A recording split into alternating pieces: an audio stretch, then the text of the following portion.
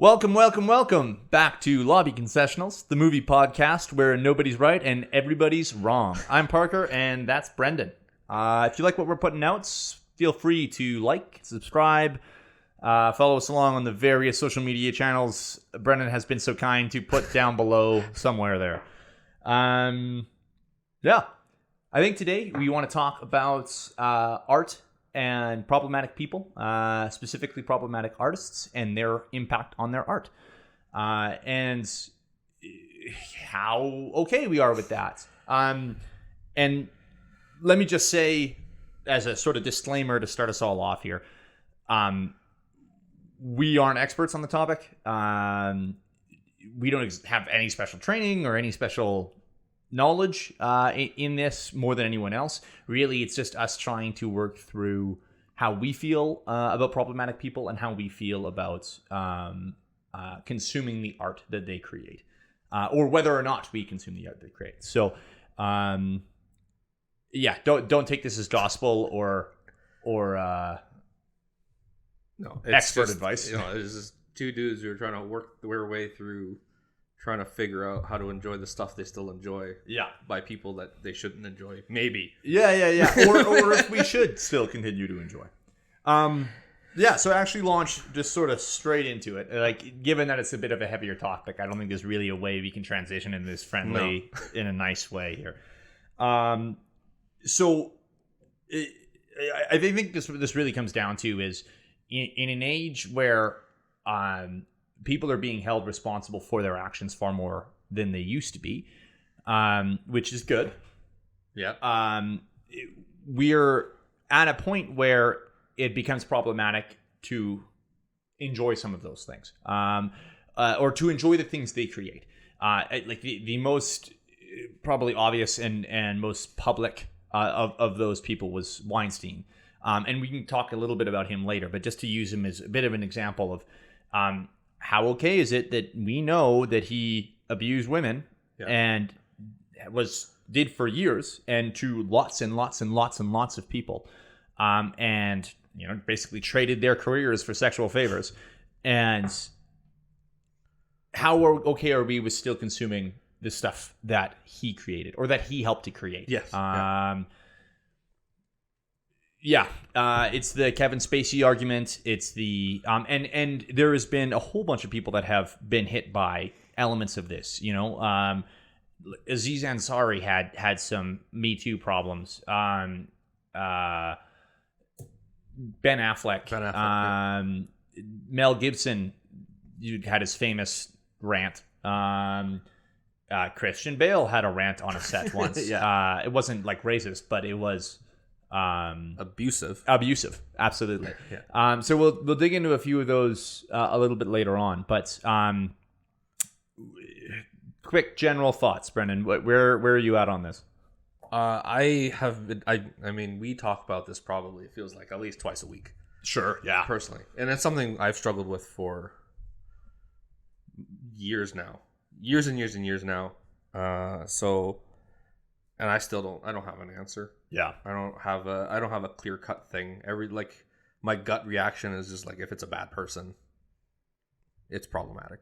Sure. Totally. But that's unfair. I don't, like I say, like it's complicated. So because if it comes down to if it's a bad person, then what am I really cutting out?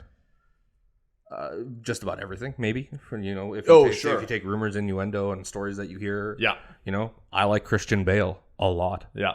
But if he's abusive on set, do I still like Christian Bale? Even if it's just the one time and he apologized for it and I don't know? That's what I mean. Like, does that change things, right? Yeah. Like, the fact that it maybe just happened one time. Like, I have done some shitty things when I've been hungry. And, like, typically, I'm not being recorded doing those shitty things. Yeah. But, like, my wife will attest, you will probably attest, that I have been a dick before. Yeah. When it wasn't deserved. And, sure. Like, that happens. People, that's normal. Yeah. Is that enough for this person to no longer work? Probably not. Like, I think that feels like a lot for one thing. But is it just one thing? Yeah. Is that just the one that got recorded? Yeah. Right? And then, you hear stories, not stories, but like there are people who are like, well, I don't like that actor because he's a bit of a dick.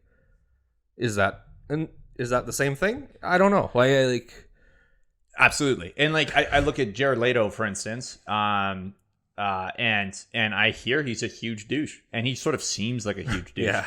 But I have enjoyed things he's done as an actor. Yeah. And I think that like his job is to be a different person. So I'm okay with him viewing a different character. Yeah. But that doesn't mean I have to be okay with what he does in real life. You know what? A great example of that too is Kanye West. Oh boy. Incredible music. Yeah. It may maybe not so recently, but like there was I'd say 15 years worth of absolute bangers. Yeah. Big fan. Guy has always been kind of wackadoo insane outside of that. Now, granted, I think more recently there's been a discussion about actual mental health issues. Yeah. Previous to that, I don't know if in 2005 it was the same sort of mental health.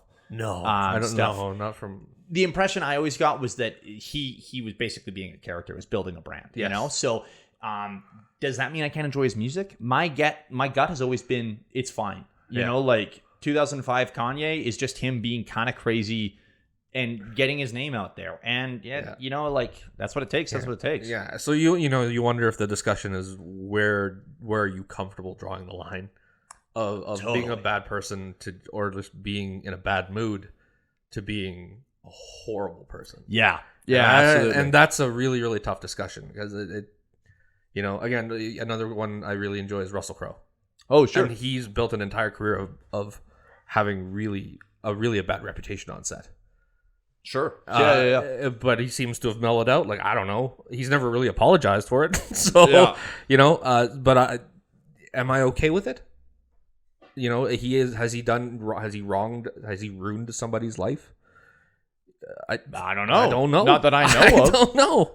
Right? So that's where I struggle. And I think the question of am I okay with it? No. Like, I'm not okay with him mistreating people. Sure. Is that enough? Or like, is the rumor of of mistreatment or him being a dick enough for me to not see a movie with him in it? Yeah. Yeah. I don't know. Yeah. What was that one where he was just a road rage incident? I didn't watch that movie, but like I heard pretty funny things. He was just fat Russell Crowe being mad at some lady who like cut him off or something, and then like they made a movie out of it. Yeah, it was one of the first pandemic films, I believe. Oh yeah, yeah. I'm fairly convinced that he didn't even know he was acting. You know, it just happened. I said he mellowed out. Leave him alone. See, well, that's what I mean, right? Like that's a joke, but I'm picking and choosing whom I'm defending. Oh, absolutely. And I think you have to. You know, like there is always going to be shades of gray here. Yeah. And there is going to be some people that and I think as we'll discuss, partially it comes down to, for me anyway, is it provable? Do we have evidence of that fact, or is this rumor? Yeah. Because plenty of people's lives have been ruined by rumor as well. Yeah. You know, I am more inclined to believe the victim.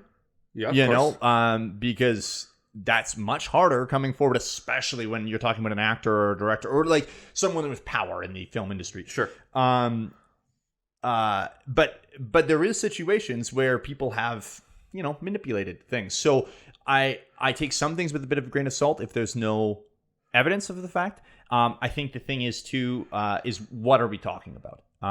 You know, I seem to remember the Aziz Ansari thing was a bad Tinder date. It was a bad date. And you know, like, frankly, I don't know all the facts, but like a bad date is significantly different than Weinstein's history of abuse. Yeah. You know, so like those need to be judged differently, and they shouldn't be treated the same. Yeah. So I think what it comes down to is evidence. It comes down to literal what happened, like what are they accused of? Yeah. It's got to come down to, and like when it comes to the decision if I'm going to watch that movie, it comes down to their level of involvement, I think, or it should. Anyway, and even more tricky, more difficult history. Oh yeah, absolutely, right, absolutely. Because sometimes it's there and sometimes it's not, and how do you judge that stuff? Yeah, it's a disaster. You know, like Mark Wahlberg's a great example of some of that too. He famously, I think it was in the 90s. It was pre-Funky Bunch days. I believe. Oh, yeah? Yeah. He there was a hate crime incident where he beat a Vietnamese man, I believe. And at one point it was believed for like 20 years that he had blinded the man. Yeah. And then fairly recently, I think it was like 2015 or so, the guy came forward and said, "Oh no, I was blind before," which was unbelievable, frankly.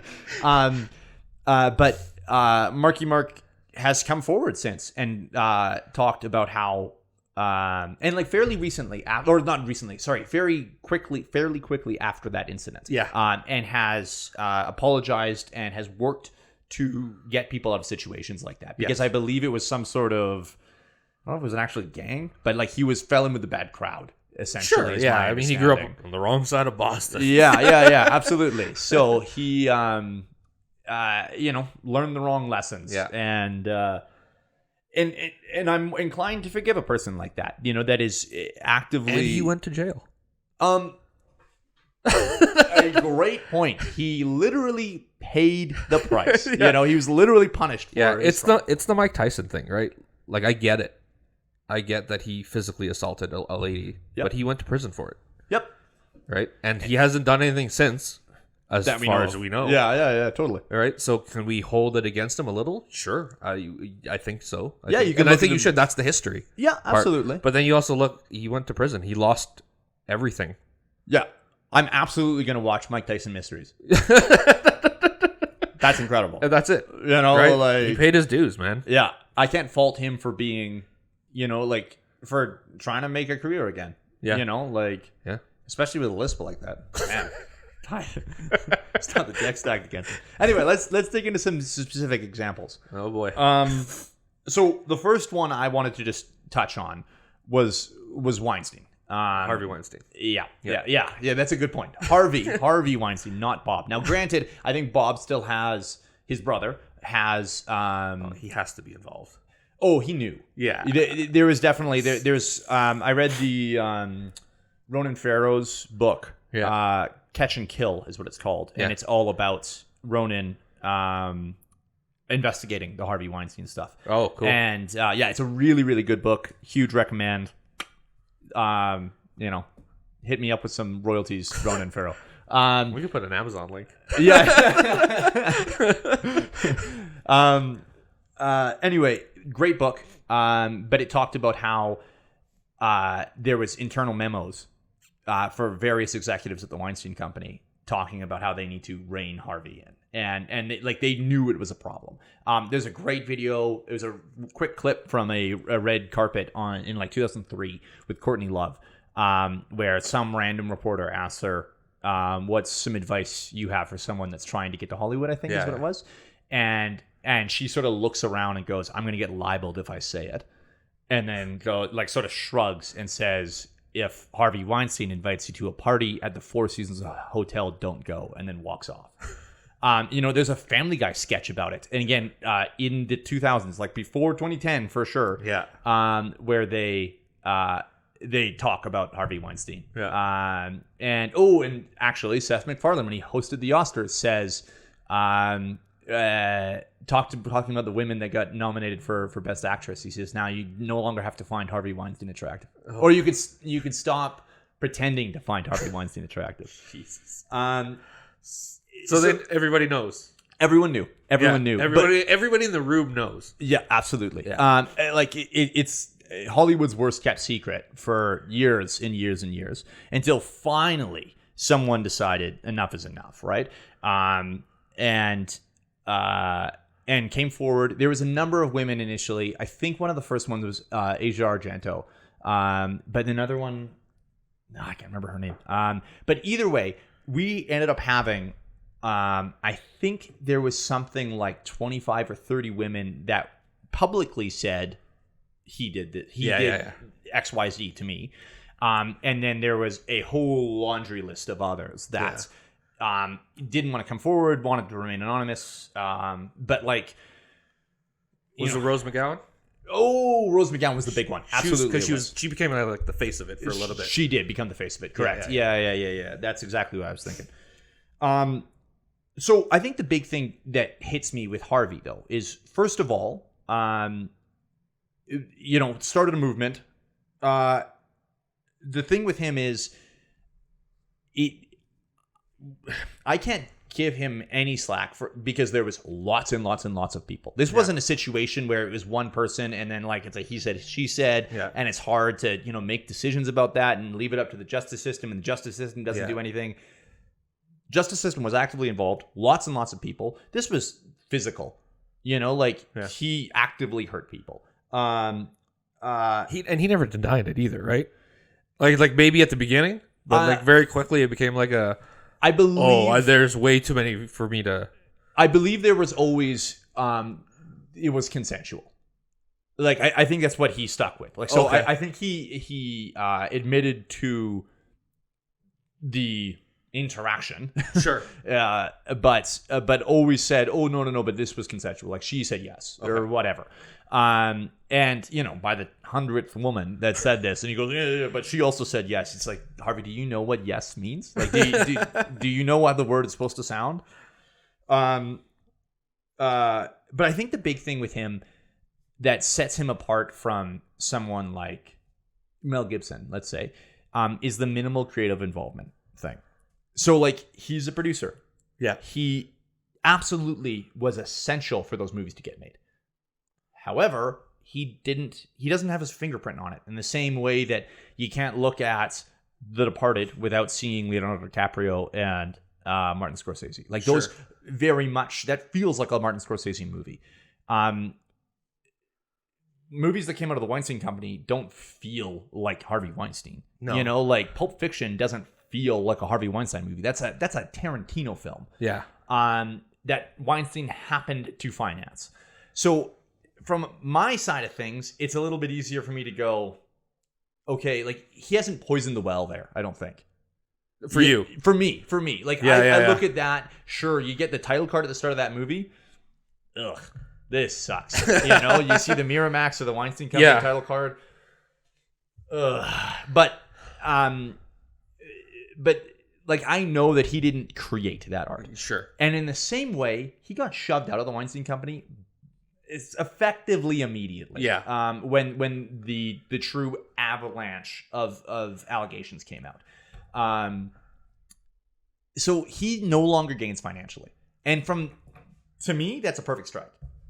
Like he's not gaining financially. It doesn't feel like his company doesn't exist anymore. Yeah. He's in prison. Went bankrupt. Yeah. So all of those things, I'm like, I don't see a problem with me enjoying Pulp Fiction. Because like I don't think Harvey Weinstein being a total piece of shit ruins Pulp Fiction for me. Do you know what I mean? Yeah. I get it, and I think I'm right there with you, but I have moments because again, I guess as people who are interested in that stuff and follow that stuff, I think about interviews where I've read with like Matt Damon, Ben Affleck. I'm like, Good Will Hunting doesn't get made without Harvey Weinstein. Yep, correct. Quentin Tarantino, being like, my movies don't get made without Harvey Weinstein. Yeah, Tarantino effectively doesn't exist without him. Yeah, Kevin Smith, not as big, obviously, but sure. But and such an impact on me in terms of, that's a different story for a different time. But Kevin Smith having made Clerks and all that stuff doesn't do that without Harvey Weinstein. Yeah. So when that Miramax logo flashes on the screen, I have like a couple seconds of, oh, yeah, that's kind of rough. Yeah. And you mentioned Courtney Love, and I didn't know that, but I assume she's talking about People versus Larry Flint. So to the idea of maybe watching that movie that I really enjoy and seeing Courtney Love every time she's on screen now and being like, oh, what was the experience of you getting the role to get there to begin with?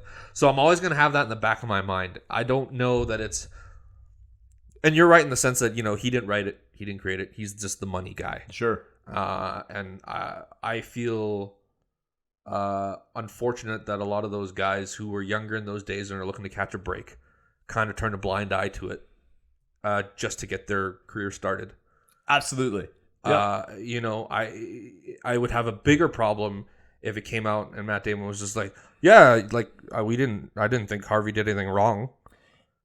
would be a bigger problem for me. Totally. But, you know, to come, and I think Matt Damon's a bad example because I think he came out and I don't think he actually said one thing one way or the other. But I think Ben Affleck came out and was like, we knew we fucked it up. Yeah.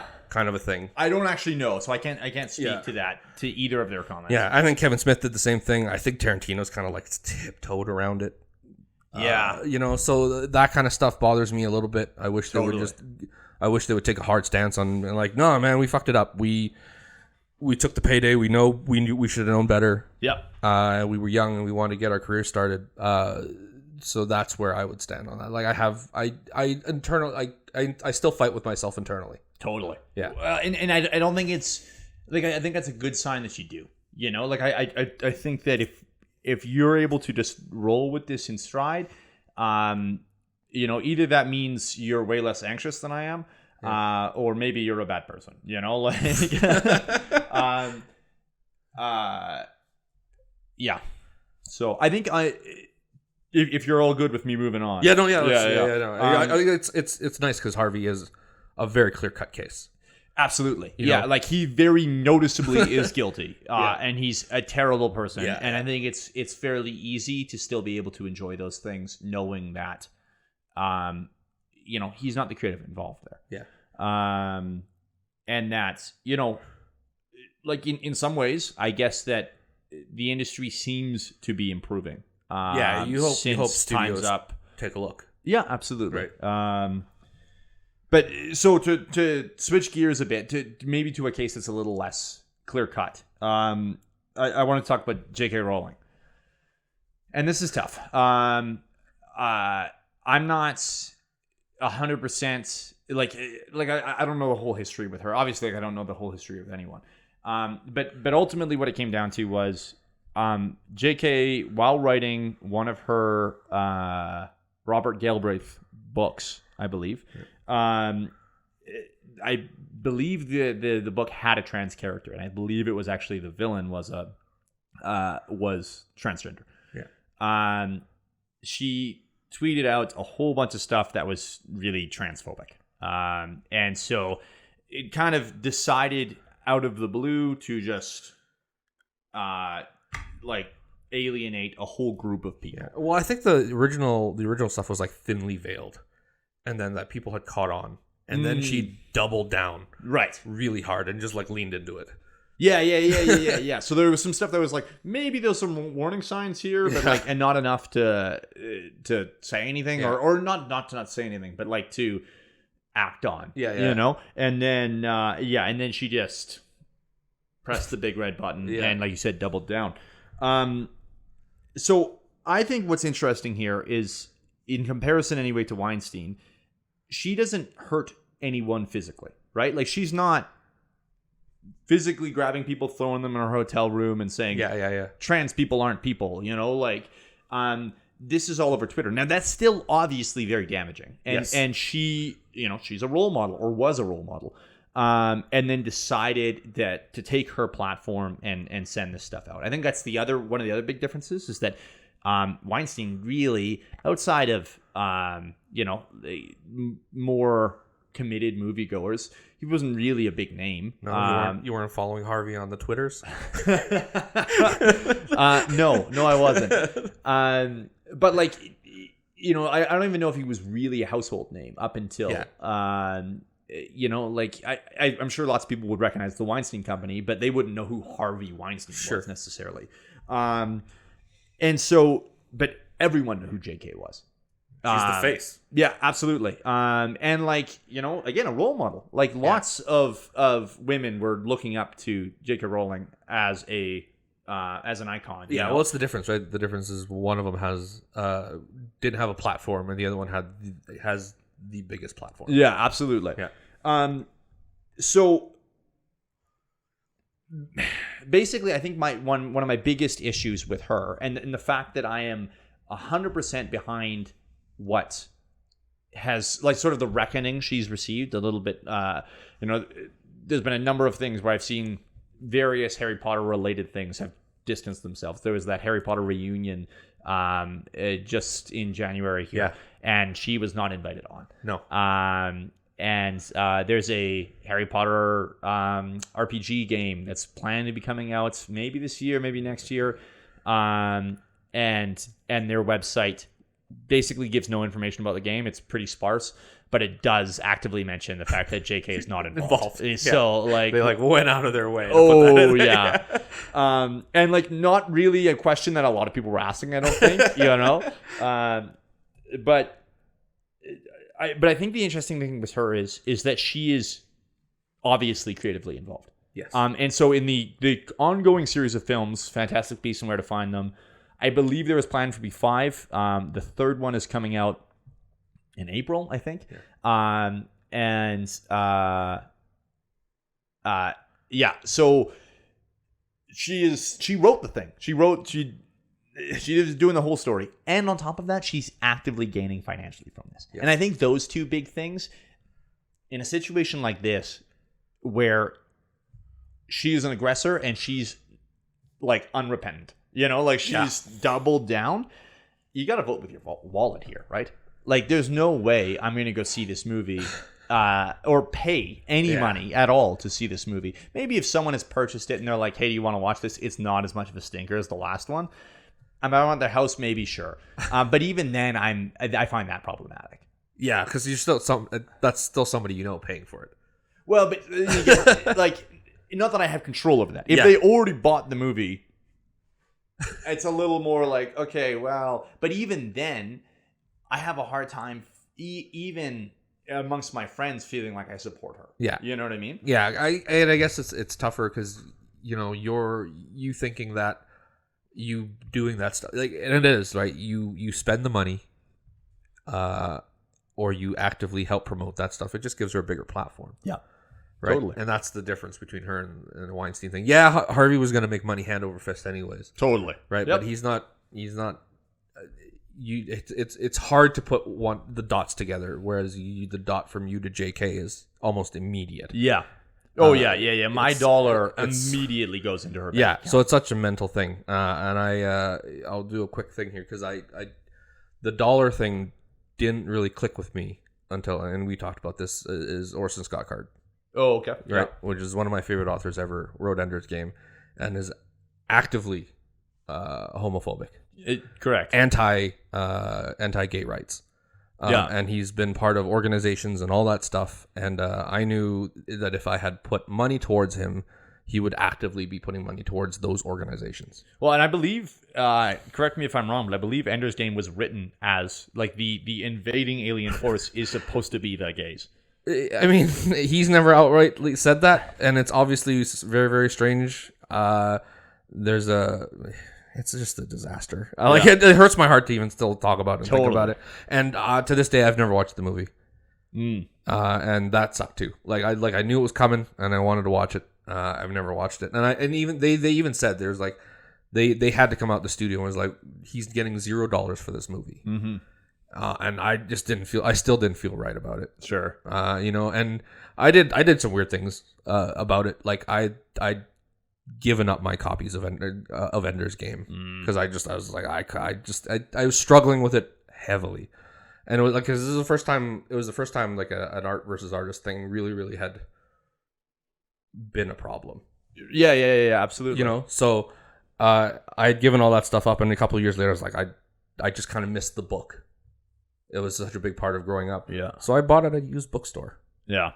Right? Yeah, that's not going to go back to him. Because I felt better about it, so it didn't come back to him. So in my mind, if I were to go back and buy those Harry Potter books, I would absolutely go back to a used bookstore and not a brand new copy. Yeah, that's fair. Yeah. I think, like, while we're comparing JK to Harvey, though, one of the other big differences I haven't touched on is the fact that what Harvey did was illegal. And what JK did was not. Yeah. That's huge. So it's like, obviously she's not, there's no punishment for her in the way that there's a punishment for Harvey. He was convicted. He went to jail. And so the same thing of, like we talked about with Mike Tyson, he literally paid his time. He did his, he got his slap on the wrist. He died in What? Did he die? No. Mike Tyson? No. Harvey. Oh, no, I think Harvey's still living. I thought he died. In my mind, I might have been Mandela effect here, but like I thought he died in prison. I think. Okay, well now you're causing me. Either way, I don't have anything in front of me, so I can't look it up. No, we didn't want to go that deep into Harvey Weinstein's life. We're gonna look like idiots if he is. Well, one of us is gonna look like an idiot. Either way. Man, I'm totally derailed. My bad. No, it's all good. Oh, but so I think the big thing is that if we're accepting the fact, which I am, and I believe you are, that JK is in the wrong here. Yeah. How does she get punished? Given the fact that what she did wasn't illegal. She's allowed to say that thing. And so, like, from my point of view, the only way she gets punished is by people deciding not to consume her art. Yeah. But, you're, for every one of us that's not going to give her $1, somebody's going to go out there and give her $2. And she's for every double down that she's done, some of her fans have quadrupled down on top. But you think the anti-trans group is going to come out and support JK because of this? Like, I don't think there's an anti-trans thing, but again, I think words mean something, and especially for a woman with such long-reaching influence and such an effect on young people's minds, what she says carries weight. Yep. So even if they're not anti-trans before, they might be now. They might start leading that way. Yep. They might start, and they wouldn't even know it. Oh, totally. They might not even know it, and nobody's going to tell them any better. Yeah. And now it's too late. Yeah. Not that it's too late. It's never too late. Sure. You can always be educated, but again, that's the problem with people with power and influence. Yeah.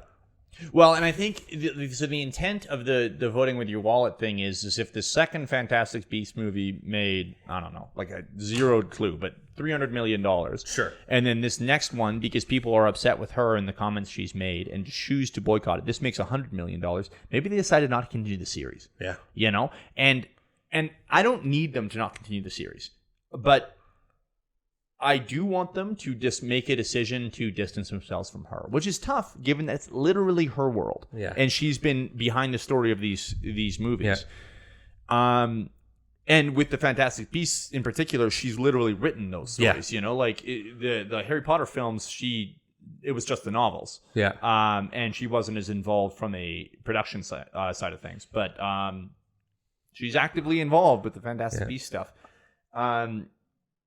So again, the ideal is that the studio realizes that her opinions affect the bottom line. Sure. And then make decisions to change that. Yeah. I think the unfortunate part is that it's too late, in the sense that, all the studios and all the licensees and all those companies can pull out now, and she still has enough money to last 10 lifetimes. Oh, there's no punishment at this point. Well, so the punishment on some level would be deplatforming, and she's always going to have Twitter. She's always going to have a bit of a voice in terms of her website and Pottermore, and there is a level of Harry Potter fan that it doesn't care about the transphobic remarks and are just going to embrace that world regardless. Sure. So she's never going to run out of money. You're right. But she could have less people listening to her. And I think there's a level of that's worthwhile. This is a worthwhile fight to have. Yeah. Yeah. Any other notes on JK? No. I mean, we could do an entire episode on her. Totally. And I don't want to. I don't. No. I don't. To pivot again, and I think I don't think we could have an episode like this without talking about Tom Cruise, especially considering our first episode. Episode 1 is about Tom Cruise and how everybody should watch Tom Cruise movies. Yeah, and then he doesn't get enough love. Because I find the Tom Cruise thing very interesting. First of all, as made very clear in that first episode, I love Tom Cruise. I think he's a great actor. The actor, correct. I think he's a great actor. I think he makes good movies. I genuinely enjoy basically everything he puts out now. Yeah. So if a Tom Cruise movie's coming out, I am stoked. That being said, though, he is a public figurehead even. The face. Of the Church of Scientology, which, although maybe not literally a cult, is effectively a cult or has cultish tendencies. I'm sure that there is, as with most beliefs, there is some element of it that is positive. That there can be some sort of positive impact or influence. But there's a lot of negative. Tom Cruise in early 2000s actively criticized psychiatry and antidepressants. Yes. And said that postpartum depression wasn't a thing. And so, and that's all related to Scientology. Yeah. Katie Holmes, Tom Cruise's ex-wife, divorced Tom partially because in order to protect their daughter Siri. Siri's the Apple. The Apple AI. Okay. Suri from the Church of Scientology. So taking steps like that makes it pretty clear to me that this is damaging, right? Like, sure. That it's. However, we don't actually have evidence of Tom doing anything explicitly bad in relation to Scientology. Like, we don't have racist rants with him. No. We don't have. We don't even have really a Christian Bale moment of him screaming at someone on set. We do have one. No, there's a couple. He streamed at a couple guys over mask stuff while during COVID. Yes. But frankly, I kind of came out on his side on that. Yeah. Because I have a little bit of an issue with a Hollywood millionaire yelling at people that are earning minimum wage.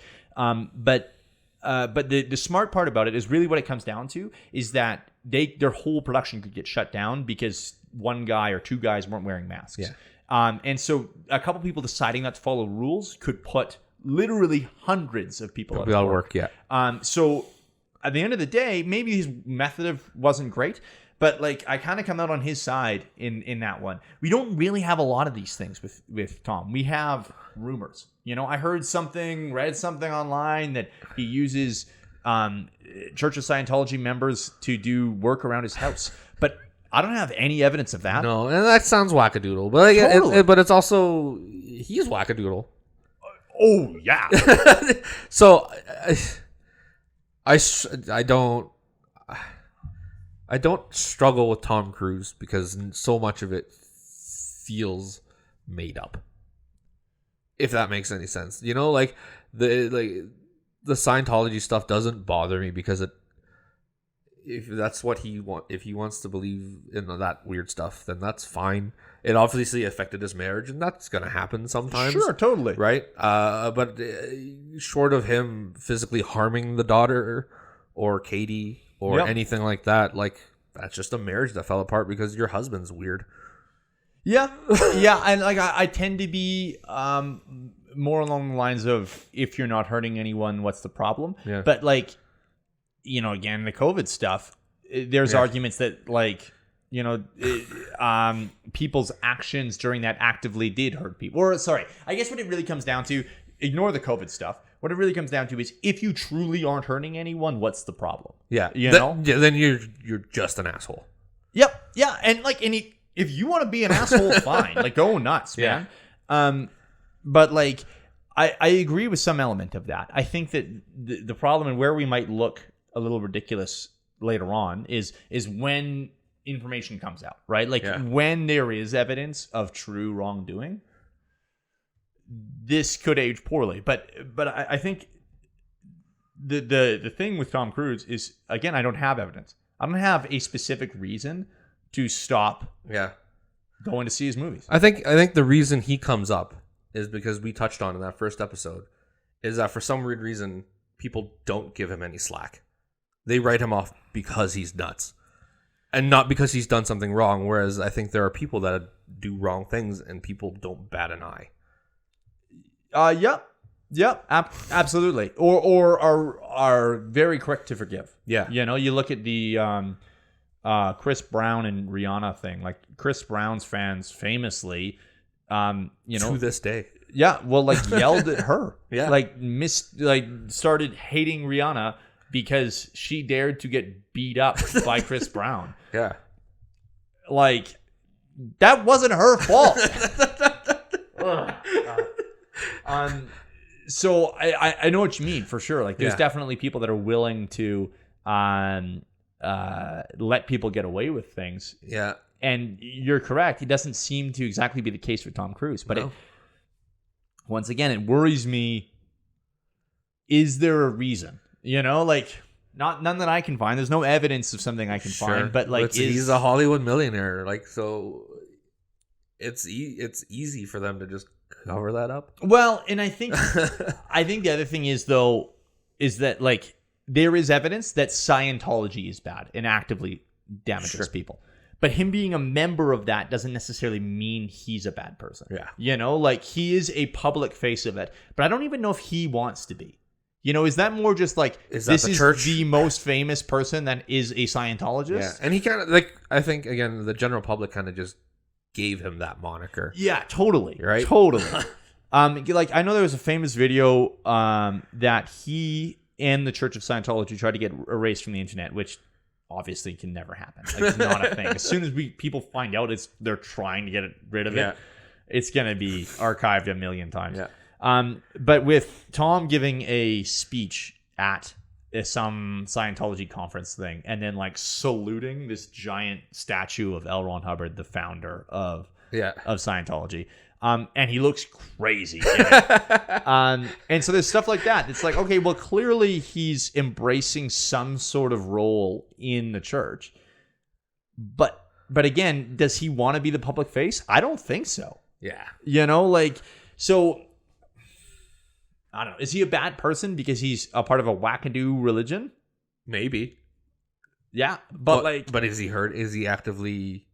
Like, until I see evidence of something, I'm not going to stop watching his movies. Let's put it that way. You know, like, yeah, but if he's not spreading hate, if he's not like actively making hate speeches, or on Twitter actively putting down an entire segment of people, yeah. So great segue. Speaking of actively putting down an entire segment of people, how do you want to talk about Mel Gibson? Two-time Oscar winner Mel Gibson. Yeah, correct. Yeah. Two-time Oscar winner and friend of the Jews, Mel Gibson. So this is the exact opposite of the Tom Cruise problem, where we have complete evidence of him being a terrible person. Correct. Promoting hate speech. Yep. And people instantly forgiving him. Effectively instantly. I think there was a chunk of time. So just for context, 2006, we have him. I believe he's pulled over on a DUI. But I don't even know if it was actually a DUI. It might have just been a sort of a drunken disorderly thing, like that he was... I know he was drunk, for sure. He might have even just sort of been like running around outside his house or in the neighborhood or whatever and yelling and being crazy. Very Mel Gibson like. Yeah, oh yeah. Like you can picture right now, just hearing those words. So he does this while he's being arrested. He starts streaming about how the Jews run Hollywood. And there's some sort of cabal of Jews that keep him from making movies, or like that they're the ones that decide which movies get made or whatever. And then he starts screaming at the cop about being Jewish, or like, sorry, is the cop Jewish? Like, yeah. accusing him. Yeah. And then in 2010, there's a phone call where he says the N-word like 40 times.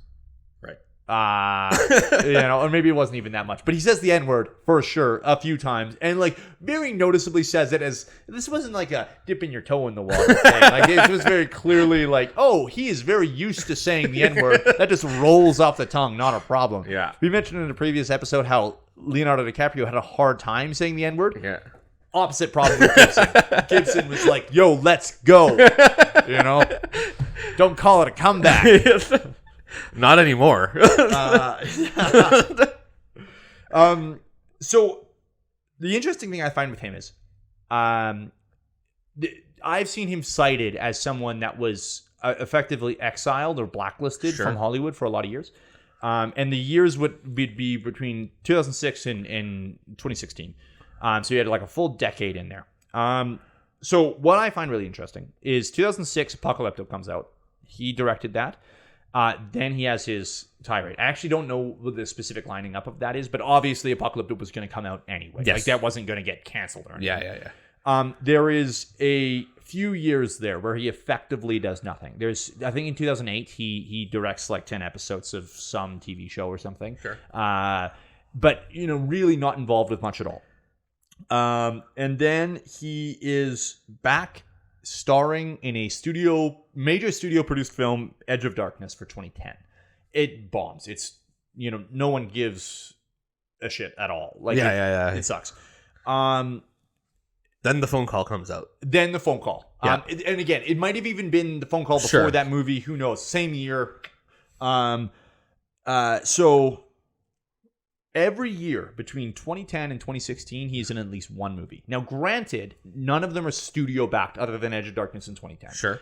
So they're all kind of like indie or, lower... like direct-to-video kind of a thing? Yeah. I think the bigger one was there was a movie directed by Jodie Foster, who was a Mel Gibson defender, basically from day one. They're good friends. Called The Beaver that Mel starred in. And I remember it going to theaters. Okay.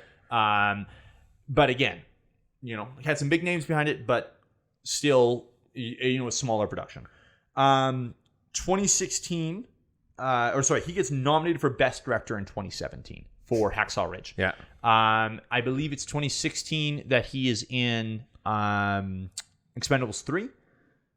So big film with lots and lots of names. Yeah. And then 2017 is also the year that he is in Daddy's Home 2, which, terrible. The biggest of those accomplishments. Yeah. But I think that's the sign that he's really coming back to the mainstream beyond even the Best Director nomination, definitely. Yeah. But people don't really care about the director in a lot of cases. But he's in a family-friendly comedy. He's with Mark Wahlberg, Will Ferrell, and John Lithgow. Yeah. I think that those are big enough names. If they're accepting him into the fold, clearly people have moved on. Yeah. So there's a whole bunch here to sort of unpack. But I think what's really interesting is that he was noticeably a bad person, like you mentioned. Yeah.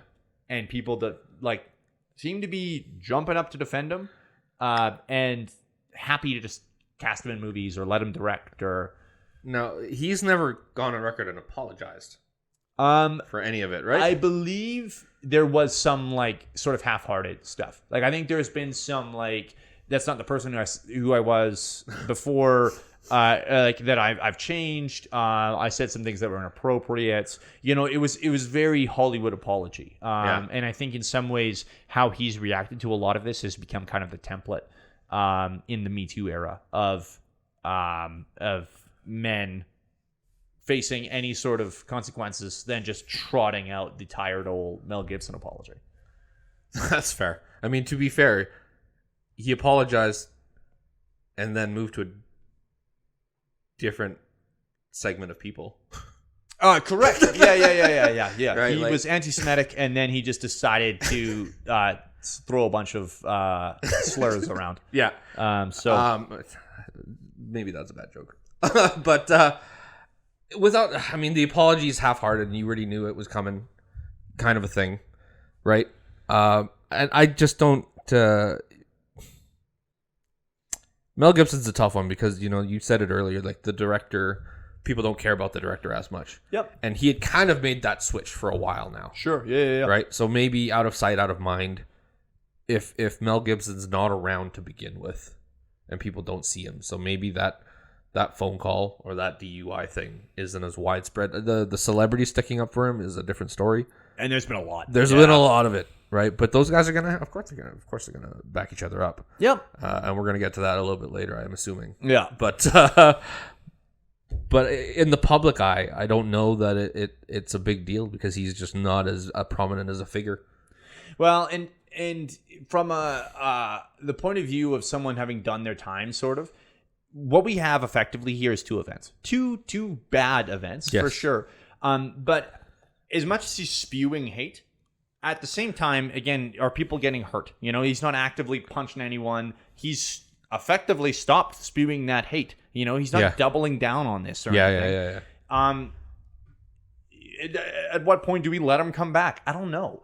And that's where I have a bit of an issue with it, because even a half-hearted apology is technically still an apology. So, like, at what point has he done his time? You know, like, yeah, I guess in the court of public opinion, to me, it's a matter of, do I still think he thinks those things? And to me, I do. Yeah, he hasn't really shown me otherwise. I don't think he's changed. You know, right? The difference between Tom Cruise he's part of a kooky religion. He's not actively forcing me to join said religion. Yep. And nor do I think that he hates people. But the idea of Mel Gibson knowing that he has said those things, knowing that there's been very little attempt to maybe change his viewpoints. Sure. It means to me that he still feels the same way. Yeah. And I think that's enough of a reason to, at the very least, reconsider. Yeah. You know, watching it. So let me just put you on trial a bit here. Did you watch Hacksaw Ridge? I have not. I did, personally. I love Andrew Garfield, and I still haven't, because I struggled with the idea of it. Yeah. And I think, like, I really enjoyed the movie. I think partially I was underinformed or uninformed. Sure. At the time, and sort of have realized since. I think a lot of Ricky Gervais's roasting of him actually at various award shows has helped with that. Me realizing, hey, he was, did a lot of bad things. Yeah. But he is someone that, again, we're talking about fairly isolated events. I think if I saw him come forward and truly give an apology, I think is genuine, I'd consider supporting him again, know. And he's done, I don't want to say he's done a good job, but he's done a good job of staying out of the limelight. Absolutely. Yep. And kind of being out of everybody's peripheral vision. So I wonder, if that was, obviously is probably part of the plan to just kind of be like, lay low, wait a couple years, let it blow over. Yeah. Then you can start going and win Academy Awards again. It's the Louis C.K. thing. He just disappears for a couple years and then comes back. And but everybody still remembers for some reason with him. Yeah, but like he still does comedy shows and stuff like that. I haven't seen any specials from him yet, but like, Oh, comedy guys that's another whole other can of worms. Yeah. You're good if we move on? Yeah. So I think another big one for me is Roman Plansky, and in particular the Polanski Petition. I think it's pretty cut and dry that Plansky's guilty. Or sorry, he literally admitted guilt. Yeah. So for context, for anyone that doesn't know, he pled guilty to statutory rape of a 13-year-old girl in 1978. At the time, basically took off and hasn't been in the United States since. He was arrested in 2009 in Zurich and served some time there in prison for this trial for this conviction after being gone, ran away for 30 years. At the time, Harvey Weinstein, which, maybe that's just a red flag right there, organized a petition to basically say that he shouldn't be jailed because he was going there to accept an award. So basically, jail shouldn't get in the way of his art.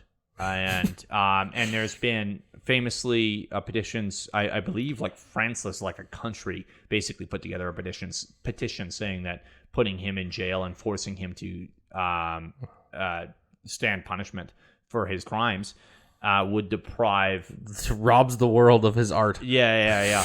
So the Plansky Petition was created by Harvey Weinstein, but signed by such notable figures. And I think the list is like 150 long. Yeah, but this one hurts. Yeah. So A quick selection: Wes Anderson, Darren Aronofsky, Monica Bellucci, Adrian Brody, Penelope Cruz, Alfonso Cuarón, Guillermo del Toro, Alexandre Desplat, Harrison Ford, Terry Gilliam, Alejandro Iñárritu, Jeremy Irons, David Lynch, Michael Mann, Sam Mendes, Alexander Payne, Natalie Portman, Martin Scorsese, Tilda Swinton, Steven Soderbergh, Emma Thompson, Asia Argento. Sorry. Yeah. Now, notably, Asia Argento and Natalie Portman both apologized and regret signing that petition. They kind of pulled out of it effectively in 2018, right around the Time's Up and Me Too movements and the Weinstein thing. Yeah. And Meryl Streep, too. She pulled out, even though she's... No, sorry. Meryl Streep never signed. Oh, okay. But she...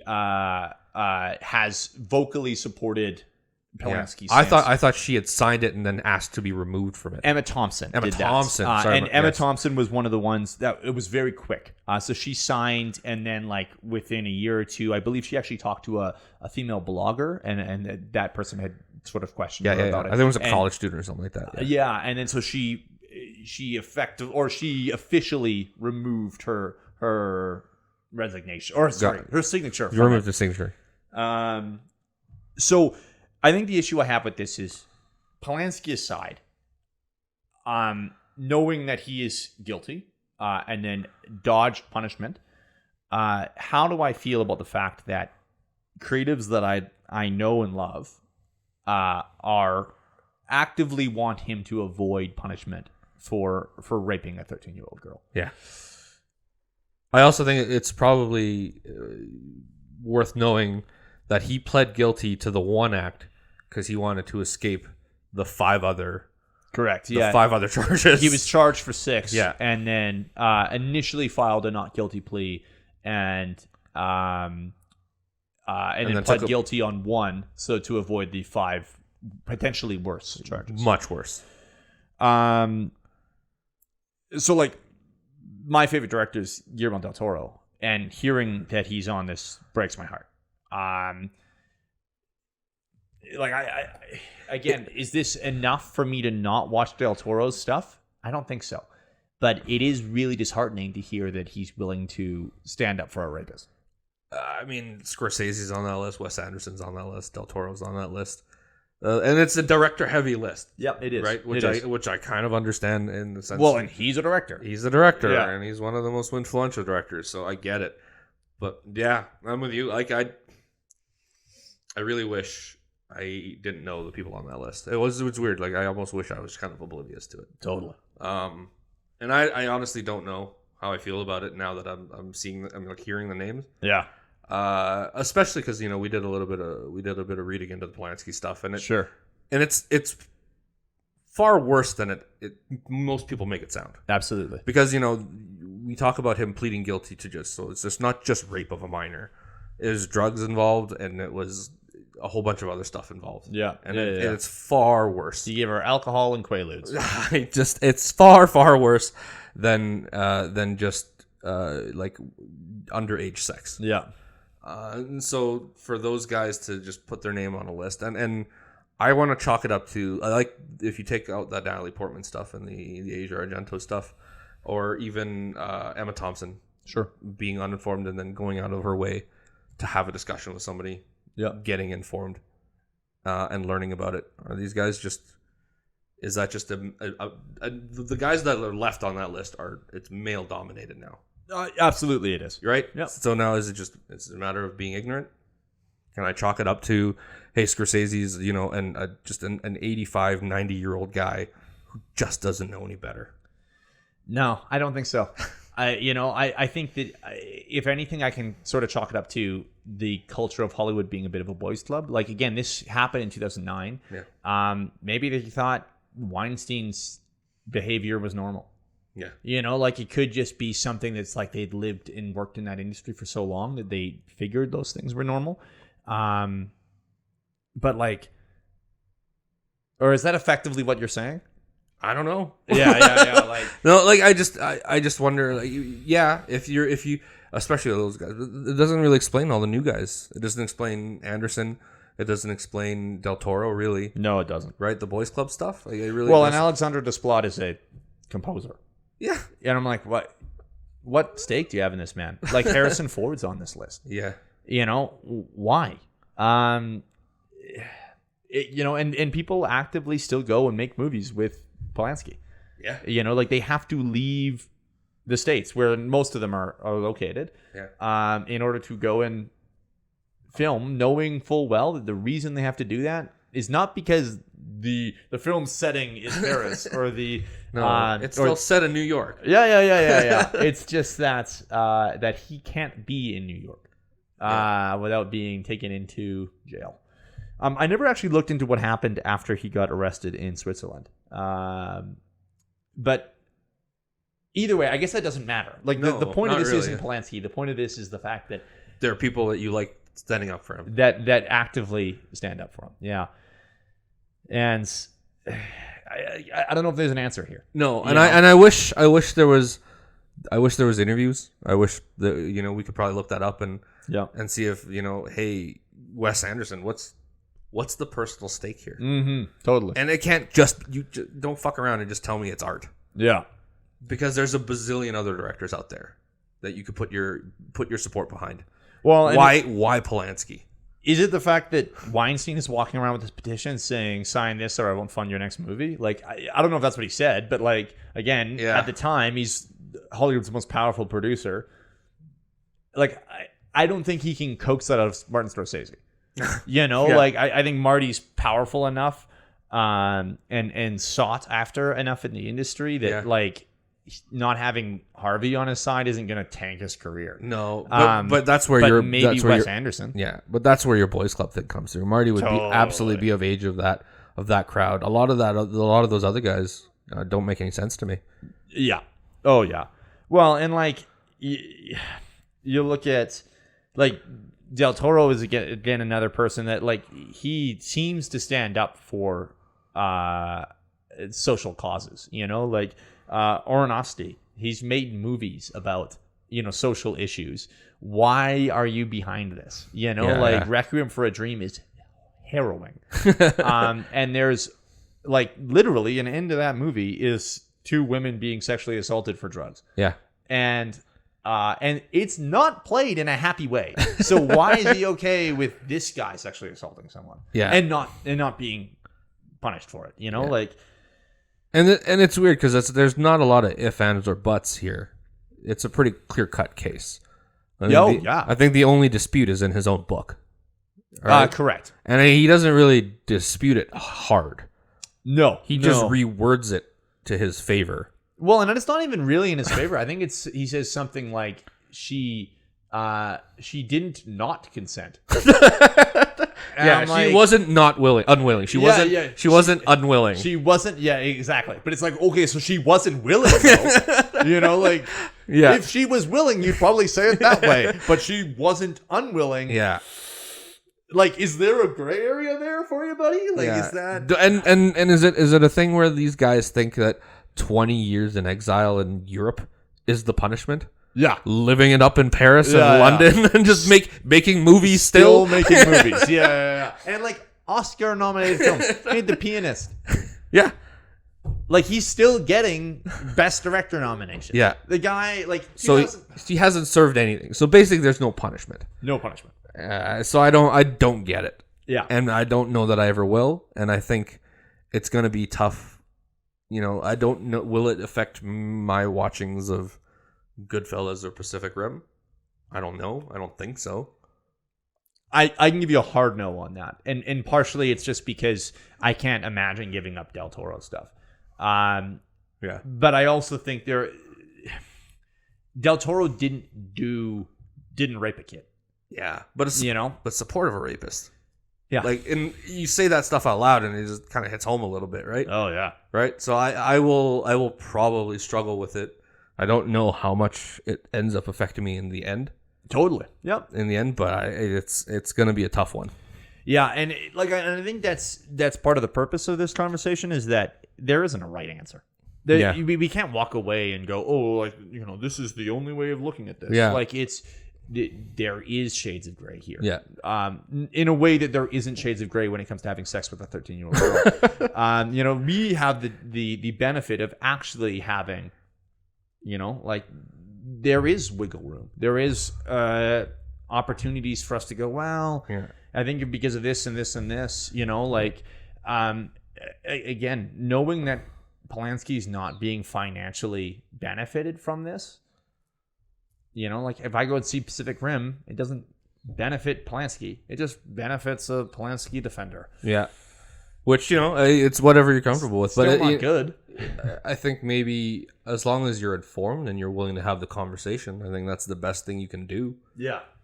Right? Yeah. If somebody is offended, to be able to have that conversation and not talk down to them or turn their opinion aside, and to be able to listen to their end of it and why they would boycott said people. Yeah. Yeah. That's all you can do. Yeah, absolutely. It's like we could talk about this all day. The list of problematic people in Hollywood is long. But I think at least for now, we've probably beaten to death. That's probably not a great use of words. Not a bad point. But we've definitely I think we've done what we can to sort of dig into the issue. Do you have notes you still wanted to discuss? Anything? No, and like I said, if anybody can take it away from this conversation, is just to keep having those conversations. Yeah. Right? Like, just don't be oblivious to it, and don't, I guess, if somebody walks in a room and has an issue with it, just don't turn them away, or just listen and keep having the conversation, and that's all you can really do. Totally. I think there's still a lot to talk about. And I think that, I wouldn't be surprised if we come back to this topic or this topic adjacent in the future. Oh, yeah. I'd be potentially curious to see what people think about Ridley Scott's decision and All the Money in the World to recast Kevin Spacey and then just shoot everything that had his character in it. Yeah. Again, knowing that, he was a bad person. Or Zack Snyder's decision for Army of the Dead to, in post-production, digitally put in Tig Notaro instead of Chris D'Elia. Because I think that's cool. But I don't know if that's a standard we can necessarily hold people to either, Yeah. Either way, I think my point is there's still lots to talk about here. We may end up touching on this again in the future. Well, it's not going away. Yeah. Oh, yeah. So, I guess, I don't know, maybe next month we talk about actual cannibal Armie Hammer. And, yeah, we see where that goes. But yeah, let us know if you think we totally missed the mark on any of this, or if we're soulless, terrible human beings. I'd be happy to hear your thoughts. Tell us in the comments.